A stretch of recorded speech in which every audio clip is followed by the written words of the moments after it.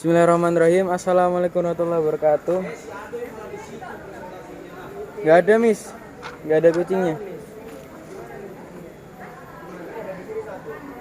Alhamdulillahirrahmanirrahim. Wabihi nasta'in wa ala umuri dunya waddin. Wassalatu wassalamu ala asrofil anbiya wal mursalin sayyidina wa maulana Muhammadin amma ba'du. Yang pertama-tama yang terhormat kepada Abi Hanif dan Umi Ida selaku pengasuh pesantren Seperkam Al-Arabia Hanifida. Terhormat kepada orang tua saya di rumah, semoga saya selalu. Yang terhormat kepada guru saya, terutama guru pelajaran Quran hadis yaitu Miss Maliha. Dan yang terhormat kepada teman-teman saya, semoga selalu diberi keberkahan. Jadi hari ini saya akan mempresentasikan tentang menjaga kelestarian lingkungan hidup. Nah, di sini saya sediakan ada berbagai dari macam-macam surat dari Al-Quran yang berisi tentang menjaga kelestarian dari lingkungan hidup. Pertama yaitu dari surat Ar-Rum. Ada juga Ar-Rum dari 41 sampai 42. Yang 41 yang berbunyi yang artinya itu intinya merasakan akibat yang diperbuat. Jadi contohnya seperti apabila kita ingin menjaga kelestarian, kita harus berbuat baik. Apabila kita dibuat baik, maka akan dibuat baik juga. Kalau kata Abi Hanif, siapa saja yang akan di. Siapa yang akan memberi, pasti akan diberi. Siapa saja akan yang mengasihi, pasti akan dikasihi. Begitu pula sebaliknya, siapa akan yang menjahati, pasti akan dijahati. Oke. Kemudian yang di Ar-Rum ayat 42 yang isinya kesudahan orang-orang terdahulu itu seperti kaum Yahudi, terus ada kaum Ad, kaum Sodom dan kaum lain, karena mereka terlalu melampaui batas dari perbuatan mereka akhirnya menerima balasan karena apa yang mereka perbuat. Nah, seperti itu.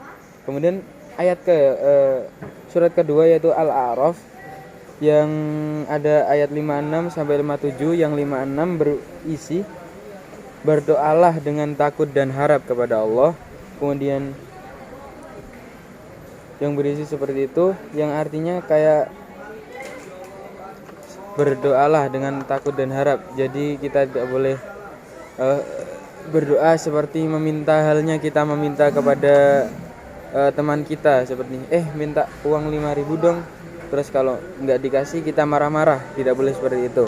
Karena kita dengan Allah SWT tidak seperti itu hubungannya. Mungkin sangat dekat, tapi kita bukan seperti itu cara memintanya, yaitu cara dengan takut dan harap. Jadi berharaplah agar dikabulkan. Apabila tidak dikabulkan, bukannya itu tidak dikabulkan, pasti ada hal lain yang lebih baik daripada yang kita harapkan. Karena kita sebagai manusia bukan yang tahu segalanya. Kemudian yang ke-57 ini menjelaskan tentang menghalau hujan ke yang tandus. Nah, setelah dari ayat 56 sudah dijelaskan seperti itu cara berdoa yang baik dan benar. Yang 57 diteruskanlah Allah membuat perumpamaan, yaitu ketika kami menggiring awan-awan, kita arahkan dia ke tanah yang tandus, kemudian kita hujani mereka sehingga tumbuhlah tumbuhan dan bagi makanan hewan-hewan. Nah, seperti itu, bahwa tidak ada satupun rezeki yang salah sasaran, ya kan ya. Seperti rezeki-rezeki kita, kemudian orang-orang lain, bahwa apabila kita sangat membutuhkannya pasti akan datang.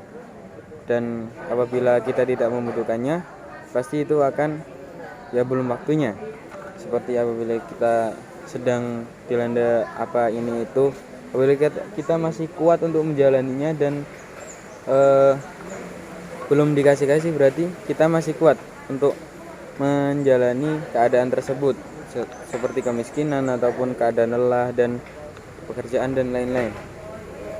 Seperti tadi, yaitu hujan yang diarahkan ke yang tandus ya, bukan ke yang subur, ke hutan yang subur.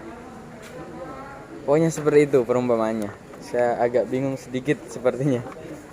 Oke, kemudian di surat ketiga ada surat Shad, yaitu di surat Shad ada dari 27 sampai 28. 27 yang berisi Allah tidak menciptakan bumi dan langit diantaranya dengan sia-sia. Nah, Masih cabang ketiga. Dengan sia-sia maksudnya dari Allah seperti ini, yaitu semua yang diciptakan Allah itu pasti ada manfaatnya dan pasti ada tanggal mainnya. Seperti apabila Allah menciptakan bukan Allah lah, ada Mas Ikam nih, pekerjaannya seorang pegawai kantoran. Nah, ketika pegawai kantoran tinggalnya di kota lagi. Nah, ketika itu Mas Ikam ternyata dikasih sama bapaknya, ini cangkul buat kamu di rumah. Nah, kenapa dikasih cangkul? Nggak ada yang tahu kenapa dikasih cangkul. Nah, kalau di sini jelaskan Allah yaitu semua pasti ada waktunya. Nah, ketika itu Mas Ikam disuruh ketika itu dipecat dan di-DO oleh pekerjaannya, kemudian dia pindah ke daerah Bandung. Nah, setelah itu dia membawa cangkulnya untuk menanam dan subur, kemudian rezekinya bertambah. Nah, kita nggak tahu. Adapun cerita-cerita yang konyol seperti itu mungkin ada dan tak bisa dipungkiri. Oke, yang kedua ada ayat 28, yaitu pantaskah memperlakukan muslim dan kafir dengan hal yang sama? Sebenarnya karena orang muslim dan kafir itu tidak sama. Muslim itu lebih dikasihi dan kafir itu tidak. Kemudian ada juga yang surat Furqan ayat 95 sampai 46, yaitu tentang malam sebagai istirahat. Sudah tahu ya. Kemudian 48 yang angin membawa kabar gembira, kemudian hujan menyuburkan dan mengatur. Allah itu mengatur akan turunnya hujan. Seperti surat Al-A'raf tadi, yaitu Allah menghalau awan dan hujannya ditaruh yang tandus bukan yang subur. Kemudian lanjut karena sudah 7 menit di sini. Al-Baqarah di 95 sampai 46, 45 sampai 46, yaitu tentang sifat-sifat munafik manusia. Al-Baqarah tentang sifat-sifat munafik manusia. Sambungannya dengan menjaga kelestarian lingkungan hidup, yaitu janganlah bersifat munafik karena orang-orang tidak akan menerima orang munafik ya. Seperti itu. Agar selalu lestari dan adem ayem ya hidup kita. Ya, jadi orang biasa-biasa saja, jangan selalu menipu ataupun kalau butuh apa-apa ya bilang saja. Jangan suka mencuri.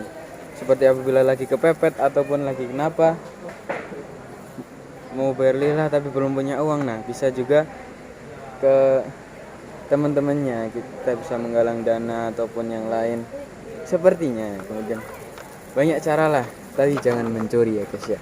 Nah, sekian dari saya. Wassalamualaikum warahmatullahi wabarakatuh.